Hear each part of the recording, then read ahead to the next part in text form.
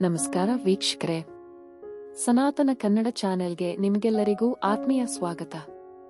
ಇಂದಿನ ನಮ್ಮ ವಿಡಿಯೋದಲ್ಲಿ ನಾವು ಭಗವದ್ಗೀತೆಯ ಅತ್ಯಂತ ಆಳವಾದ ಮತ್ತು ಮಹತ್ವಪೂರ್ಣ ಅಧ್ಯಾಯಗಳಲ್ಲಿ ಒಂದಾದ 15ನೇ ಅಧ್ಯಾಯದ ಬಗ್ಗೆ ಮಾತನಾಡಲಿದ್ದೇವೆ. ಈ ಅಧ್ಯಾಯದ ಹೆಸರು ಪುರುಷೋತ್ತಮ ಯೋಗ.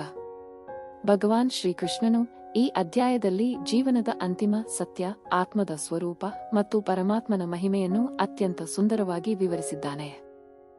ಬನ್ನಿ ಈ ಆಧ್ಯಾತ್ಮಿಕ ಯಾತ್ರೆಯನ್ನು ಆರಂಭಿಸೋಣ. ಭಗವದ್ಗೀತೆಯ 15ನೇ ಅಧ್ಯಾಯದಲ್ಲಿ ಕೇವಲ 20 ಶ್ಲೋಕಗಳಿವೆ. ಆದರೆ ಈ ಶ್ಲೋಕಗಳು ನಮ್ಮ ಜೀವನದ ಹಲವು ಪ್ರಶ್ನೆಗಳಿಗೆ ಉತ್ತರಗಳನ್ನು ನೀಡುತ್ತವೆ. ಈ ಅಧ್ಯಾಯವನ್ನು ಪುರುಷೋತ್ತಮ ಯೋಗ ಎಂದು ಕರೆಯಲಾಗುತ್ತದೆ, ಏಕೆಂದರೆ ಕೃಷ್ಣನು ಇಲ್ಲಿ ತನ್ನನ್ನು ಪುರುಷೋತ್ತಮ ಅಂದರೆ ಸಕಲ ಪುರುಷರಿಗಿಂತ ಉತ್ತಮ ಅಥವಾ ಶ್ರೇಷ್ಠ ಎಂದು ಘೋಷಿಸುತ್ತಾನೆ. ಈ ಅಧ್ಯಾಯದಲ್ಲಿ ಮುಖ್ಯವಾಗಿ 2 ವಿಷಯಗಳನ್ನು ವಿವರಿಸಲಾಗಿದೆ: ಸಂಸಾರವೆಂಬ ಅಶ್ವತ್ಥ ವೃಕ್ಷ ಮತ್ತು ಆತ್ಮ ಪರಮಾತ್ಮರ ಸ್ವರೂಪ. ಕೃಷ್ಣನು ಮೊದಲ ಕೆಲವು ಶ್ಲೋಕಗಳಲ್ಲಿ ಈ ಜಗತ್ತನ್ನು ಬೇರುಗಳು ಮೇಲಿರುವ ಮತ್ತು ಕೊಂಬೆಗಳು ಕೆಳಗಿರುವ ಅಶ್ವತ್ಥ ಮರಕ್ಕೆ ಹೋಲಿಸುತ್ತಾನೆ.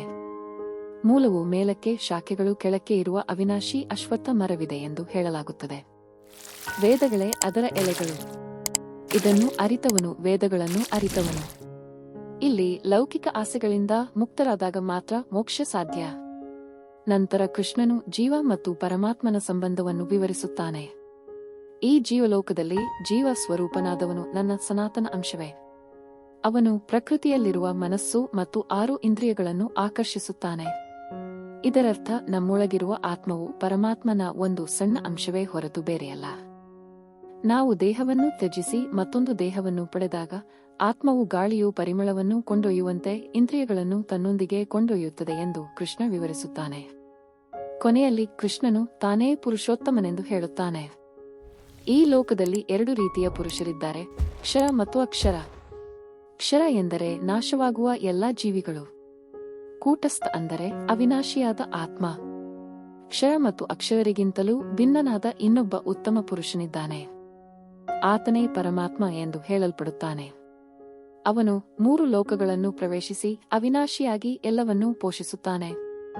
ಕೃಷ್ಣನು ಕ್ಷರ ನಶ್ವರ ಮತ್ತು ಅಕ್ಷರ ಅವಿನಾಶಿ ಆತ್ಮ ಎರಡಕ್ಕಿಂತಲೂ ಶ್ರೇಷ್ಠ. ಅವನು ಎಲ್ಲವನ್ನೂ ಮೀರಿ ಎಲ್ಲವನ್ನೂ ಪೋಷಿಸುವ ಪರಮ ಸತ್ಯ. ಅದಕ್ಕಾಗಿಯೇ ಅವನನ್ನು ಪುರುಷೋತ್ತಮ ಎಂದು ಕರೆಯಲಾಗುತ್ತದೆ. ಹೀಗೆ ಭಗವದ್ಗೀತೆಯ 15ನೇ ಅಧ್ಯಾಯವು ನಮಗೆ ಜೀವನದ ನಶ್ವರತೆಯನ್ನು ಮತ್ತು ಪರಮಾತ್ಮನ ಶಾಶ್ವತ ಸ್ವರೂಪವನ್ನು ಅರ್ಥಮಾಡಿಕೊಳ್ಳಲು ಸಹಾಯ ಮಾಡುತ್ತದೆ.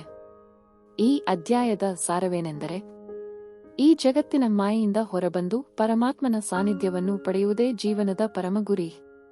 ಭಗವಾನ್ ಕೃಷ್ಣನು ನಮಗಾಗಿ ಬಿಟ್ಟು ಹೋಗಿರುವ ಈ ಅಮೂಲ್ಯ ಜ್ಞಾನವನ್ನು ನಾವು ಅರಿಯೋಣ. ಈ ವಿಡಿಯೋ ನಿಮಗೆ ಇಷ್ಟವಾಗಿದ್ದರೆ ದಯವಿಟ್ಟು ಲೈಕ್ ಮಾಡಿ, ನಿಮ್ಮ ಸ್ನೇಹಿತರೊಂದಿಗೆ ಹಂಚಿಕೊಳ್ಳಿ ಮತ್ತು ನಮ್ಮ ಅಜ್ಞಾನಗಂಗಾ ಚಾನೆಲ್ಗೆ ಸಬ್ಸ್ಕ್ರೈಬ್ ಮಾಡಲು ಮರೆಯಬೇಡಿ. ಮುಂದಿನ ವಿಡಿಯೋದಲ್ಲಿ ಮತ್ತೊಂದು ಆಸಕ್ತಿಕರ ವಿಷಯದೊಂದಿಗೆ ನಿಮ್ಮನ್ನು ಭೇಟಿಯಾಗುತ್ತೇನೆ. ಅಲ್ಲಿಯವರೆಗೂ ನಮಸ್ಕಾರ.